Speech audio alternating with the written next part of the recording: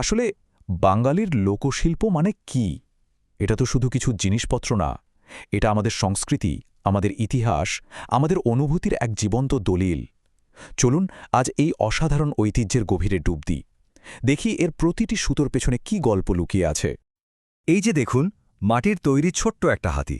আচ্ছা, এটা কি শুধুই একটা খেলনা, নাকি এর ভেতরে লুকিয়ে আছে আমাদের হাজার বছরের সংস্কৃতি, আমাদের শেকড়ের গল্প? হ্যাঁ, এই রকম সাধারণ দেখতে জিনিসগুলোই কিন্তু আমাদের আসল পরিচয়টা তুলে ধরে। তো চলুন আমাদের যাত্রার প্রথম ধাপে যাওয়া যাক।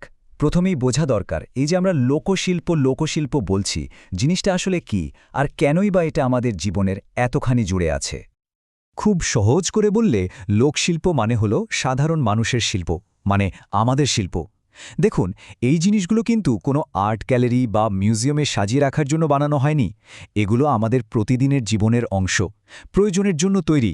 কিন্তু তার সাথে মিশে আছে কি বলুন তো, নির্মল ভালোবাসা আর শিল্পীর মনের সৌন্দর্য। আর মজার ব্যাপার হলো, এই শিল্পের শিকড় কিন্তু দেশের কোনো এক জায়গায় থেমে নেই, ছড়িয়ে আছে সবখানে। যেমন ধরুন ঢাকার সেই বিশ্ববিখ্যাত মসলিনের কথা, কিংবা কুমিল্লার খাদি আর মাটির পাত্রের কথা ভাবুন। আবার টাঙ্গাইলের অপূর্ব তাঁতের শাড়ি, মানে বাংলাদেশের প্রায় প্রত্যেকটা অঞ্চলেরই নিজস্ব একটা শৈল্পিক পরিচয় আছে। আচ্ছা, এই যে এত সুন্দর সুন্দর জিনিসের কথা বলছি, এগুলো কারা বানান? চলুন এবার সেই মানুষগুলোর কথা একটু শুনি, যাদের হাতের ছোঁয়ায় এই শিল্পগুলো প্রাণ পায়। কারণ তাদের জীবন আর তাদের ব্যবহার করা সহজ সরল উপকরণগুলোই তো এই শিল্পের আসল আত্মা। আমাদের এই ঐতিহ্যের মূল কারিগর কারা জানেন? গ্রামের নারীরা।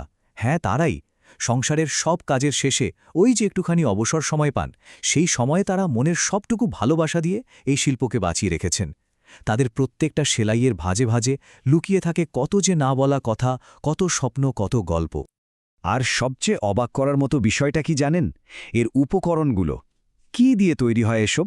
মাটি, বাঁশ, বেত, কাঠ, সুতো, পাট, মানে একদম হাতের কাছের প্রকৃতি থেকে পাওয়া জিনিস। এই এত সাধারণ জিনিস দিয়ে যে এত অসাধারণ শিল্পকর্ম তৈরি করা যায়, ভাবা যায়। এই দেখুন না, কিভাবে রূপান্তরটা ঘটছে।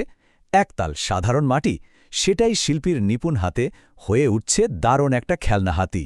আবার ওই যে শক্ত বেত, তা দিয়েই বোনা হচ্ছে প্রতিদিনের কাজের জন্য জরুরি একটা ঝুড়ি। ব্যাপারটা কি বলুন তো, এখানে প্রকৃতি আর মানুষের সৃজনশীলতা একদম মিলেমিশে এক হয়ে গেছে। তো এবার চলুন দেখি কিভাবে এই শিল্প আমাদের প্রতিদিনের জীবনের একটা অংশ হয়ে উঠেছে। এমন একটা জগৎ যেখানে প্রয়োজন আর সৌন্দর্য যেন হাতে হাত রেখে চলে। এর পেছনের ভাবনাটা কিন্তু একদম সহজ। দেখুন, এই জিনিসগুলো প্রথম তৈরি হয়েছিল প্রয়োজনের তাগিদে, কিন্তু যারা এগুলো বানিয়েছেন তারা তাদের মনের সৌন্দর্যবোধ দিয়ে সেই সাধারণ প্রয়োজনটাকেই একটা শিল্পের পর্যায়ে নিয়ে গেছেন। যেমন ধরুন নকশি কাঁথার কথা। এটা আসলে কি? শীত থেকে বাঁচার জন্য একটা কাঁথা, তাই তো? কিন্তু এর ওপরের ওই যে সূক্ষ্ম সেলাই, ওটাই একে একটা শিল্প বানিয়ে দিয়েছে। একই কথা খাটে শখের হাঁড়ির ক্ষেত্রে, কিংবা বসার জন্য পিঁড়া বা শীতল পাটির ক্ষেত্রেও। সবগুলোই কিন্তু শুরু হয়েছিল প্রয়োজন দিয়ে, আর এখন সেগুলো এক একটা অসাধারণ শিল্পকর্ম। এই নকশাগুলোর দিকে একটু ভালো করে তাকালেই বোঝা যায় এর পেছনে কতটা ধৈর্য, কতটা ভালোবাসা লুকিয়ে আছে। প্রত্যেকটা প্রত্যেকটা ডিজাইন, এগুলোর মাধ্যমেই তো একটা ঐতিহ্য এক প্রজন্ম থেকে আরেক প্রজন্মের কাছে পৌঁছে যায়।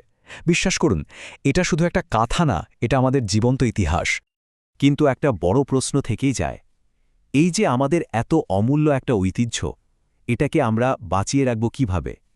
এই আধুনিকতার যুগে এত শত নতুন জিনিসের ভিড়ে এটা কি আদৌ টিকে থাকতে পারবে? আমার মনে হয় এই বিষয়টা নিয়ে এখন গুরুত্ব দিয়ে ভাবার সময় এসে গেছে। সময়ের সাথে সাথে আমাদের এই ঐতিহ্য কি সত্যি হারিয়ে যাচ্ছে? এটা কিন্তু একটা বিরাট চিন্তার বিষয়, তাই না? কারণ আমাদের চারপাশটা এত দ্রুত বদলে যাচ্ছে যে তার সাথে পাল্লা দিতে গিয়ে আমাদের লোকশিল্পগুলো যেন ধীরে ধীরে হারিয়ে যাওয়ার পথে। পার্থক্যটা তো একদম চোখের সামনে। একদিকে আছে শিল্পীর নিজের হাতে তৈরি জিনিস, যেটার সাথে জড়িয়ে আছে আমাদের সংস্কৃতি, আমাদের গল্প, শিল্পীর ভালোবাসা। আর অন্যদিকে আছে ফ্যাক্টরিতে বানানো শয়ে শয়ে একই রকম দেখতে জিনিস, যার কোনো নিজস্বতা নেই, কোনো গল্প নেই। আর সত্যি বলতে, এই সস্তা কারখানায় তৈরি পণ্যের ভিড়েই আমাদের লোকশিল্প আজ হারিয়ে যেতে বসেছে। আমাদের কিন্তু একটা কথা ভুললে চলবে না, এই শিল্পের সাথে শুধু ঐতিহ্য জড়িয়ে নেই, জড়িয়ে আছে হাজার হাজার গ্রামের মানুষের জীবন জীবিকা। এই শিল্পটা অনেকের কাছে শুধু শিল্প না, এটা তাদের বেঁচে থাকার একমাত্র উপায়। তার মানে কি দাঁড়ালো? লোকশিল্পকে বাঁচিয়ে রাখা মানে শুধু কিছু সুন্দর জিনিসকে টিকিয়ে রাখা না, এর মানে হল হাজারো মানুষের জীবিকা রক্ষা করা, আর তার চেয়েও বড় কথা আমাদের নিজেদের সাংস্কৃতিক পরিচয়টাকে রক্ষা করা। শেষ পর্যন্ত প্রশ্নটা কিন্তু আমাদের সবার দিকেই আসে।